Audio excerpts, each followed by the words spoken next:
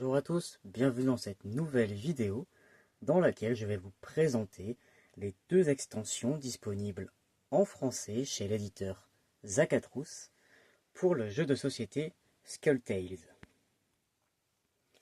Avant toute chose, avant que je commence le déballage et l'explication des nouvelles règles qu'apporte cette boîte, je tiens à remercier l'éditeur Zacatrus qui m'a permis de recevoir ces boîtes pour pouvoir vous les présenter. Mais vous savez que j'aime énormément ce jeu et que donc c'est un réel plaisir pour moi de pouvoir enfin vous les présenter. Je les attends depuis que j'ai acheté le jeu il y a de ça bientôt un an. J'attends avec impatience qu'ils arrivent en français et c'est aujourd'hui le cas. Donc je suis très très content. Et bien sûr, bien évidemment, elles seront intégrées à la campagne solo que vous pouvez retrouver sur ma chaîne dès les prochains épisodes de la phase de port et de traversée notamment. Donc pas les prochains épisodes de l'aventure qui arrivent, mais ceux d'après. Revenons aux boîtes. Alors ce sont des petites boîtes. Vous voyez le format tient dans ma main. Mais petite précision qui pour moi a beaucoup d'importance, ce sont de vraies boîtes. Vous voyez, ce ne sont pas des boîtes en carton souple qui vont s'écraser, qui vont s'abîmer, comme c'est souvent le cas dans ces petites extensions. J'ai plusieurs jeux dans ma ludothèque qui sont comme ceci, même neufs en fait, ils sont déjà écrasés. Là vous avez des boîtes vraiment solides, ça c'est très bien. Parlons de tarifs directement. Ces deux extensions sont disponibles chacune au prix de 20 euros, entre 17 et 20 euros, suivant les boutiques auxquelles j'ai regardé sur internet, en tout cas à l'heure où je tourne la vidéo. Vous pouvez les commander, précommander chez vos boutiques. Je mettrai le lien directement chez l'éditeur dans la description, comme d'habitude. Donc voilà, c'est le prix d'une petite extension. Je vais commencer par celle-ci, l'île de la Tortue. Quand on retourne la boîte, nous voyons qu'elle apporte 110 cartes au jeu de base. Alors moi j'ai déjà ouvert le paquet plastique à l'intérieur pour vous éviter le déballage, mais nous voyons que nous avons une toute petite notice qui nous explique. Et nous avons ici le contenu de la boîte, donc 40 cartes événements de traversée, ce sont les événements aléatoires comme on trouve déjà dans la boîte de base. Ici, moi j'ai les miennes du jeu de base, voilà, on en retrouve 40 supplémentaires, donc pour plus de diversité. On a 8 nouvelles cartes rumeurs, 7 cartes mission, alors ça c'est très bien. Il n'y en avait que 11 dans la boîte de base. 11 missions que pioche le capitaine pour faire durant la phase de traversée. Et donc avec cette extension, vous en avez 7 de plus, donc ça renouvelle les différentes missions que vous pouvez faire. Ensuite, nous avons 50 cartes d'événements de port, 11 par lieu. Donc je vais vous les installer. Encore une fois, c'est uniquement des cartes. La boîte, elle est pleine de cartes, vous le voyez. 110. Et ce sont des cartes qui rajoutent des événements aléatoires pour la phase de port. Dans le plateau se trouve ici. Lorsqu'on joue cette phase, nous avons, en tout cas en solo, le capitaine. Si vous jouez à plusieurs, vous avez tous vos personnages posés ici. Et tout autour, on dépose les paquets d'événements aléatoires suivant les lieux, etc. Vous les mettez tout autour. Et là, par exemple, si je me déplace jusqu'à la chapelle, que je m'arrête ici, je dois piocher un événement aléatoire de la chapelle. Et voilà, je l'ai ici. Donc ça en rajoute 11 par lieu supplémentaires, ce qui là aussi va vous apporter plus d'aventures, plus d'événements en fait pour raconter nos histoires, pour raconter notre vie de pirate. Je pense notamment quand j'aurai terminé la campagne, moi personnellement, je vais continuer à jouer à ce jeu. Peut-être pas que la phase d'aventure, je vais voir, mais le fait d'avoir beaucoup d'événements aléatoires, déjà la carte, la boîte de base on avait plein, mais alors là vous avez vu, 110 supplémentaires, c'est énorme, hein. Et bah ça va prolonger la durée de vie du jeu qui est déjà énorme en elle-même. Donc ça c'est toujours vraiment vraiment top. J'en profite, le format des cartes c'est comme la boîte de base, hein, on recommande du 63,5 mm par 88 mm, c'est le format standard. Carte Magic, carte Pokémon, etc. Ça y a aucun problème. Et j'en profite, je le dis tout de suite, quelque chose de génial. Enfin de génial.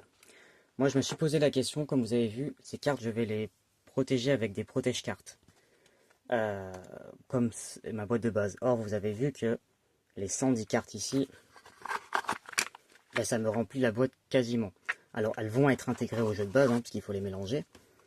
Mais le problème, c'est que dans ma boîte, ça va être plein. Et je ne vais pas pouvoir toutes les ranger. Donc, j'ai fait le test pour vous. J'ai mis des cartes qui ont déjà un protège-carte dessus. Et je les ai rangées dans la boîte.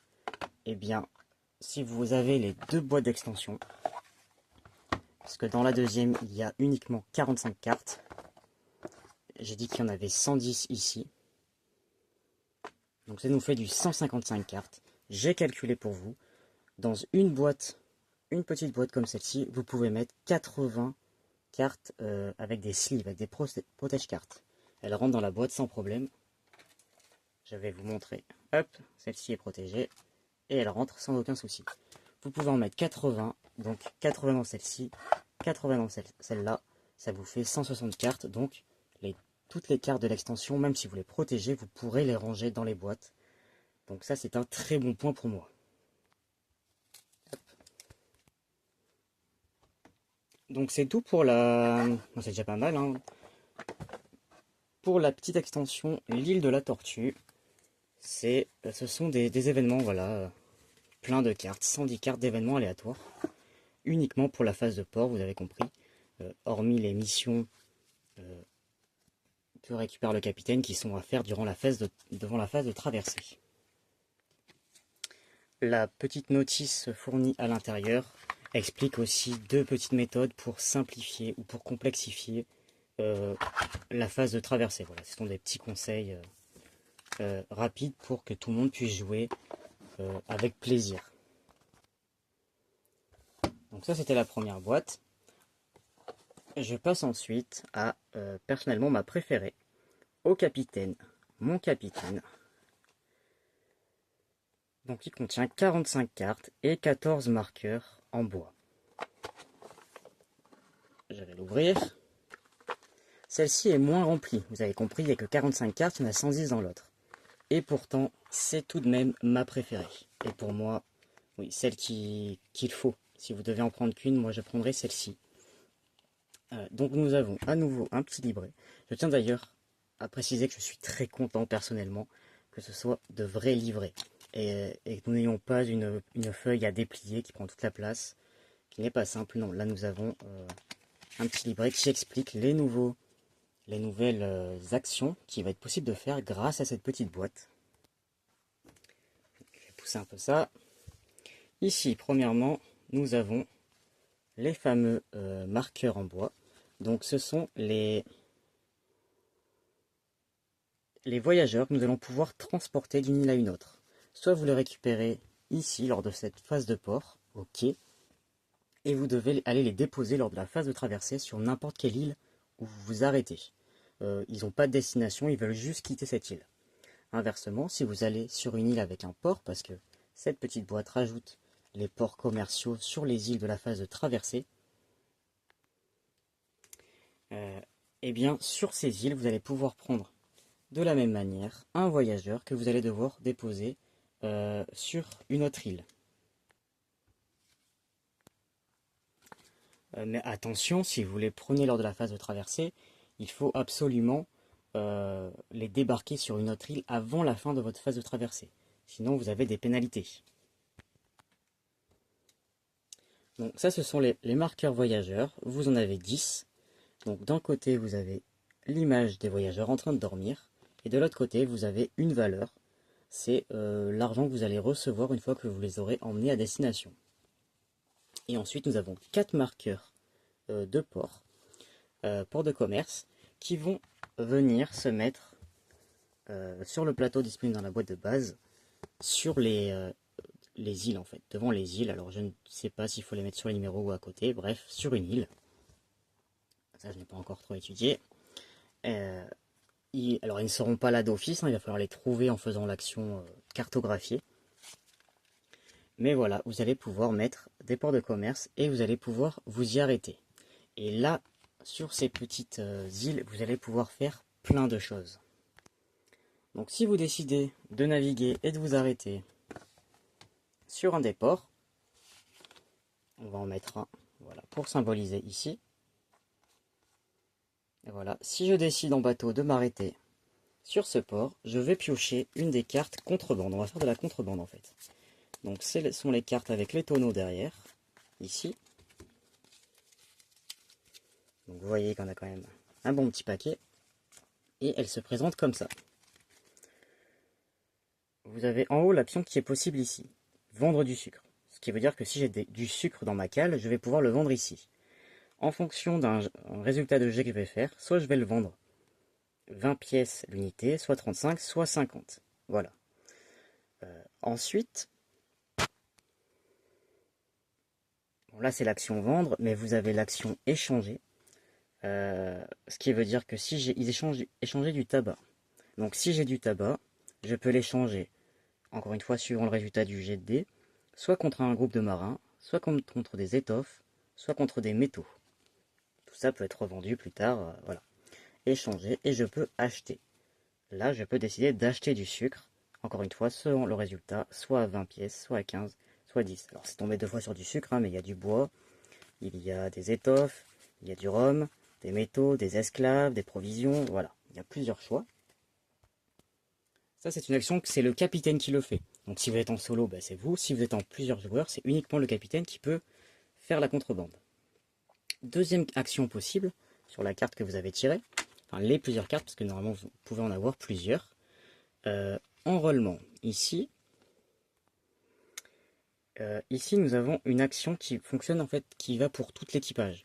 Donc imaginons que nous ayons 3 cartes sur le port. Le capitaine, alors là nous avons 3 enrôlements, je vais essayer de vous trouver d'autres cartes. Nous avons auberge par exemple et réparation, voilà. Donc ici je peux réparer mon navire gratuitement, si on réussit un jet de dés. Sur celle-ci j'ai une auberge, donc augmenter le moral de 1 pour chaque marin qui n'est pas en incapacité. Donc ça peut être très bien durant la phase de traversée. Et là nous avons un enrôlement, on peut recruter des marins si on n'a pas le maximum sur le bateau. Tout ça, on ne peut faire qu'une seule action. C'est le capitaine qui va décider laquelle des trois il souhaite faire, ou il peut en faire aucune hein, s'il le souhaite. Mais ça, c'est encore le capitaine qui décide. Dernière catégorie, tout en bas de la carte, vous avez des actions. Alors pareil, il y a 2 repos, je vais vous trouver autre chose. Un soin, par exemple. Là, ce sont tous les personnages, donc les alliés et les pirates qui jouent. Donc si vous êtes plusieurs joueurs, tout le monde peut le faire. Si vous êtes en solo, vous avez des alliés, tous vos alliés peuvent le faire. Chaque personnage peut faire une action parmi toutes celles qui sont proposées. Donc là, on peut faire un pari. Ici, on peut récupérer. Donc là, c'est uniquement pour les pirates.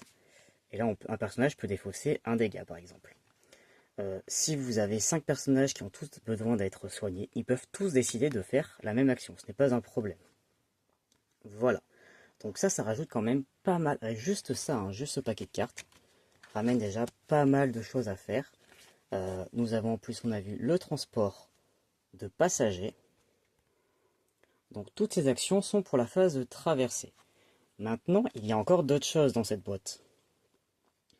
Et c'est pour ça que c'est vraiment ma préférée. Hein. Je n'arrive plus à remettre ça, évidemment.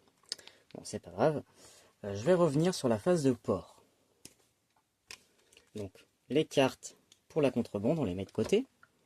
Et nous avons ensuite 2 catégories de cartes différentes.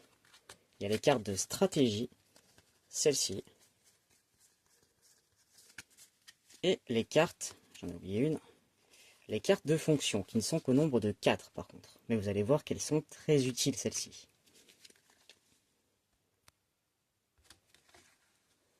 Alors, les cartes de stratégie.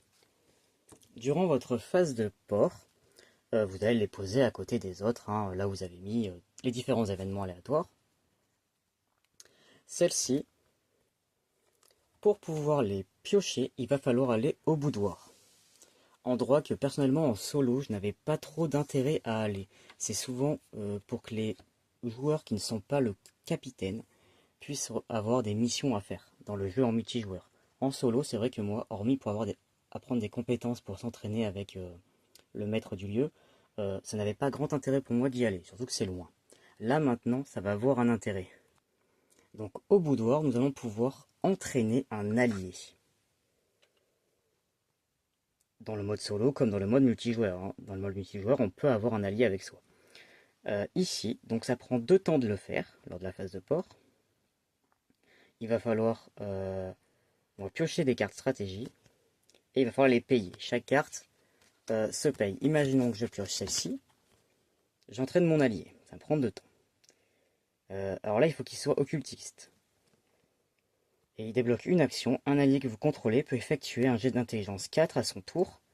S'il réussit, un ennemi dans sa ligne de vue est étourdi automatiquement. Donc par exemple, si vous avez le sorcier ou la sorcière dans vos alliés, et que vous achetez cette carte-là, lors de la phase d'aventure, et ça c'est bien, vous allez pouvoir voir cette carte avec vous que vous allez pouvoir utiliser. Ici on a le coup que ça... Alors attendez, elles sont toutes comme ça ici, oui c'est ça. Donc là en fait il faut les payer. Ça coûte 4 pièces et 4 de réputation pour pouvoir avoir cette carte-là. Cette carte, vous allez la voir lors de votre prochaine phase d'aventure.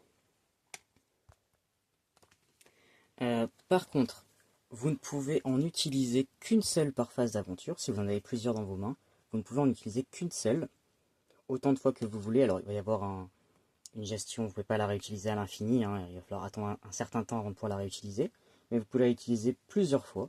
Par contre, si vous l'avez utilisée, à la fin de la phase d'aventure, elle retourne dans le deck de cartes.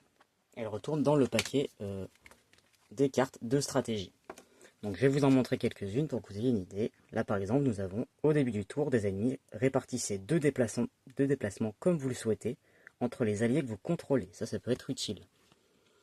Ici, on a une action supplémentaire. Un allié que vous contrôlez réalise une attaque corps à corps supplémentaire à son tour. Ça aussi, ça peut être super bien. Et vous voyez, ça ne coûte que 5 pièces. Pas très cher. Il faut juste avoir le temps d'aller jusqu'au boudoir pour les récupérer. Ça, c'est autre chose. Donc voilà, vous en avez quand même pas mal. Et pour la phase d'aventure, donc ça c'est cool, ça va rajouter un peu de nouveaux jeux pour cette phase-là. Vous avez ici, je n'ai pas pensé, mais un petit rappel comme d'habitude pour savoir une petite tête de jeu en fait sur une carte. Et enfin, vous avez, pour revenir au fait que on n'a jamais assez de temps, moi personnellement, vous l'avez peut-être vu si vous avez suivi la campagne, lors des phases de port, je cours de partout et la dernière fois j'ai voulu apprendre une compétence, ici justement, et je n'ai pas eu le temps de la faire, il me manquait 2 temps, c'est déjà terminé. 20 c'est trop court. Et bien ici nous avons des fonctions qu'on va pouvoir ajouter à nos alliés. Et je vais notamment vous parler. Donc, nous avons second, intendant, quartier maître et canonnier. Ça c'est une fonction que nous allons attribuer à un seul de nos alliés. Enfin, l'intendant, un seul sera intendant et il sera intendant jusqu'au bout. Et celle-ci je vais la prendre, il faut aller jusqu'à la chapelle pour pouvoir la voir.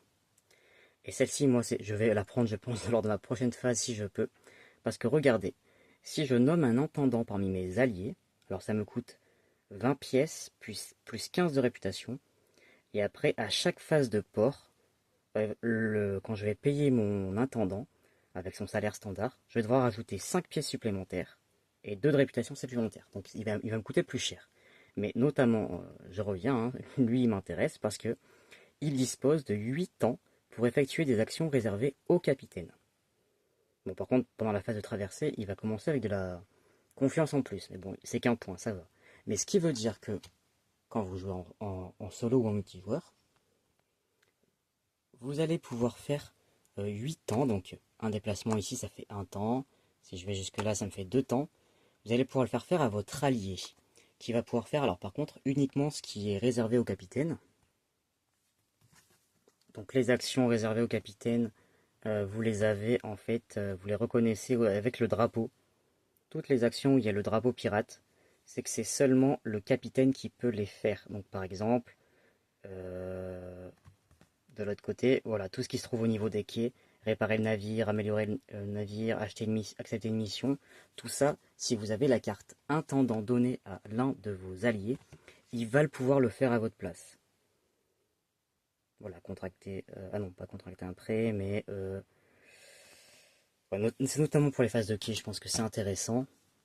Ou alors pour recruter des navires, des marins à la taverne. Pendant que votre allié fait ça, vous allez pouvoir faire vos 20 ans d'action. Et moi, la dernière fois, si j'avais eu les 8 ans faites par mon allié, j'aurais pu apprendre ma foutue compétence au boudoir. Manque de bol, j'avais du temps. J'ai jamais assez de temps pendant cette phase. Donc, l'intendant, je pense qu'il va être rapidement indispensable pour pouvoir me développer ici. Donc ça, c'est une très bonne idée. Euh, Canonnier, quartier maître, second, intendant, ils ont tous un rôle différent. Et que vous allez pouvoir, comme je le disais, attribuer à un de vos alliés. Alors, un seul rôle par allié, hein, j'imagine. Cette manière, pas trop d'intérêt d'en donner plusieurs à un seul. Mais rien ne vous empêche de donner les 4 fonctions à 4 de vos alliés. Moi, par exemple, actuellement, dans ma campagne, j'ai 4 alliés. Bah, je pourrais très bien. Alors, il faut aller les obtenir, hein. Il faut aller jusqu'à la chapelle, il faut réussir un jet. Ça se fait pas tout seul. Il faut réussir un jet, il me semble, hein. Euh, Ou il faut l'acheter, il faut juste payer, je ne sais plus. Mais bref, voilà, il faut quand même arriver jusqu'ici, hein. Ça vous fait un, 2, 3 temps, ce n'est rien. Mais en principe, vous avez d'autres choses à faire que d'aller à la chapelle en premier. Moi, je n'y suis encore jamais allé, hein, c'est trop loin. Donc il faut quand même aller jusque-là, hein, ça, c'est pas gratuit. Mais vous pouvez très bien, au cours de votre campagne, avoir les 4 rôles distribués à vos 4 alliés sans aucun souci. Donc voilà pour cette deuxième extension au capitaine, mon capitaine. Ça rajoute des cartes, donc comme je l'ai dit, qui se piochent dans la phase de port pour les cartes stratégie et les cartes de fonction. Mais les cartes de stratégie se jouent durant la phase d'aventure, donc là où il y a les figurines, qu'on fait des combats, qu'on explore les lieux. Et vous avez les cartes de contrebande qui, elles, se jouent lors de la phase de traversée.